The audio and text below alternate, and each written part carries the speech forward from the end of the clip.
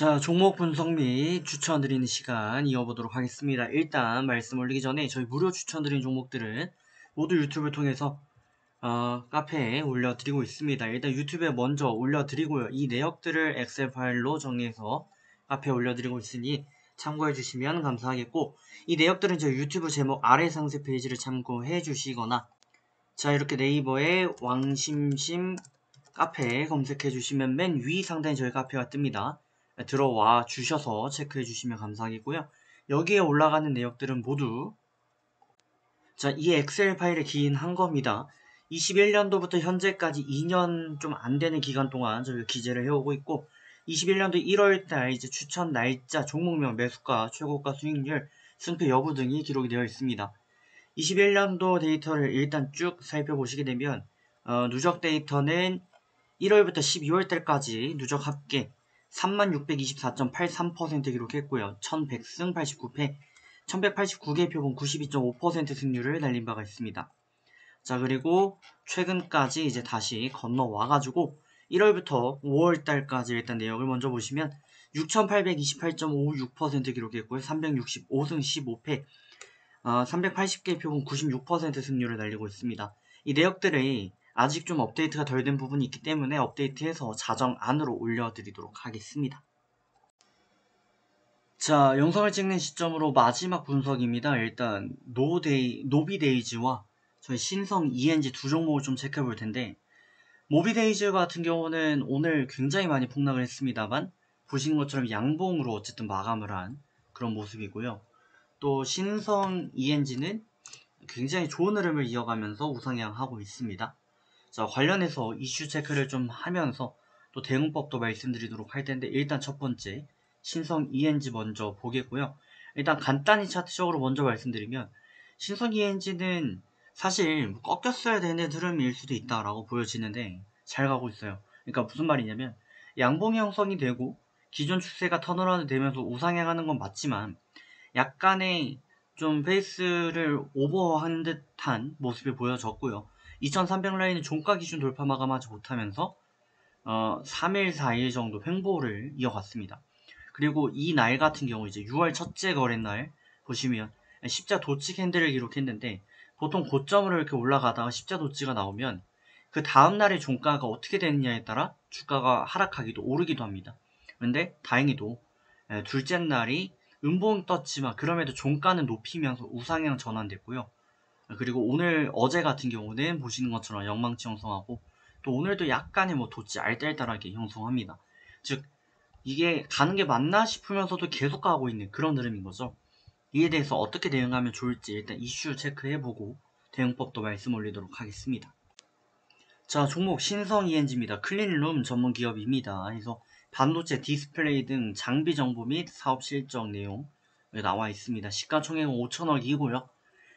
고점비로 감안했을 때는 조금 밀려있지만 시총 1조의 가치 충분히 만들어갈 수 있는 그런 기업이죠.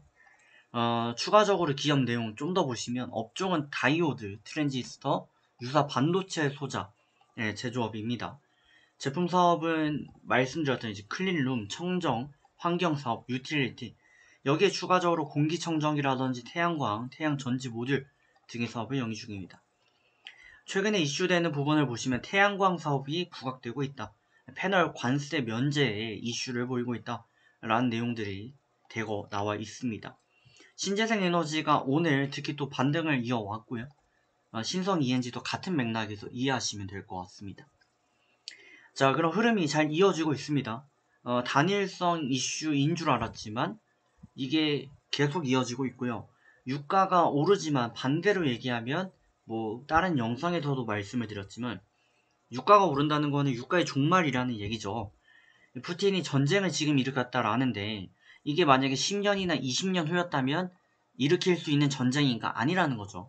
지금 러시아가 볼모를 잡고 있는 거는 석유인데, 가스인데, 이게 10년 후, 20년 후에 먹힐 것인가? 아니라는 거죠.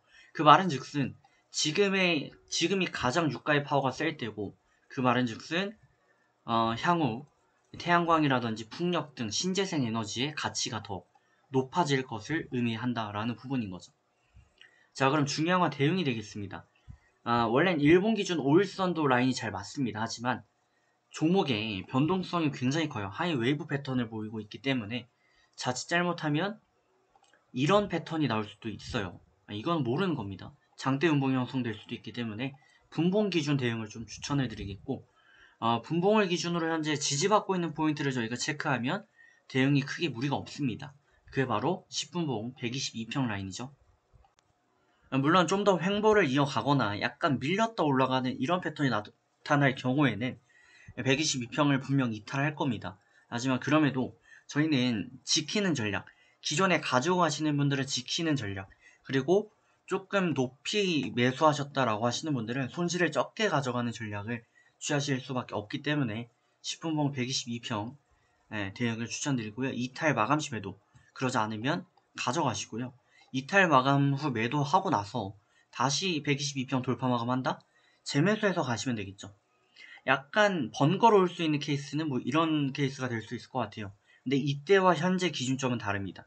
왜냐면 이때는 바닥을 기다가 주가가 이렇게 흘러갔던 상황이었고요.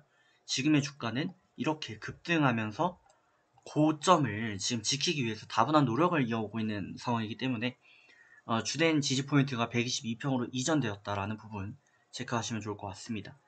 자, 10분봉 122평 대응을 이어주시면 될 것 같고, 바로 모비 데이즈로 넘어갑니다.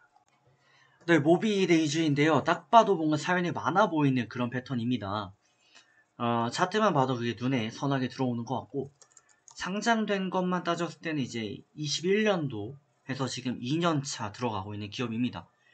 중간에 뭐 배당락을 비롯해가지고 여러가지 이슈들이 있었고, 주가는 자주 급등락을 반복했습니다. 이거는 어떻게 보면 이제 장기 투자보다는 스캘핑이라든지 아니면 단기 차익권에서 접근이 유용했던 그런 패턴이었고요.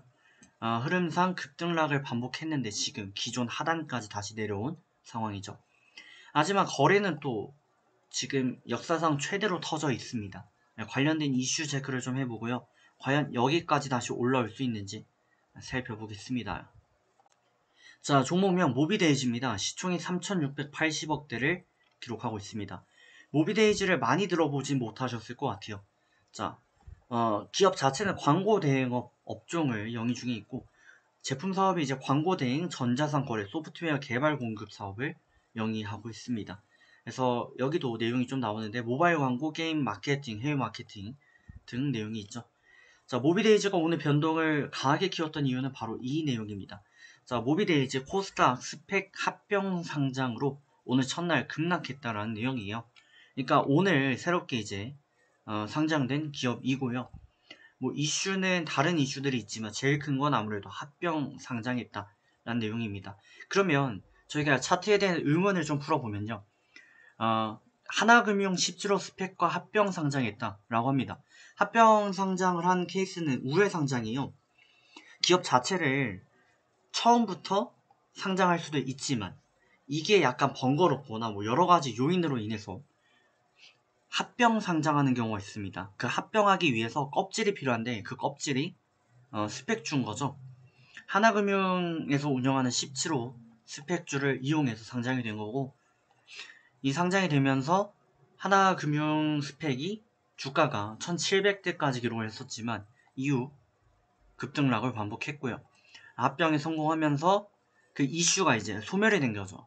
재료가 소멸이 되면서 주가가 급락했다가 너무 낮은 거 아닌가 하는 그런 어느 정도 심리가 반응이 되었고, 주가 역시 턴어라운드 된 그런 상황입니다.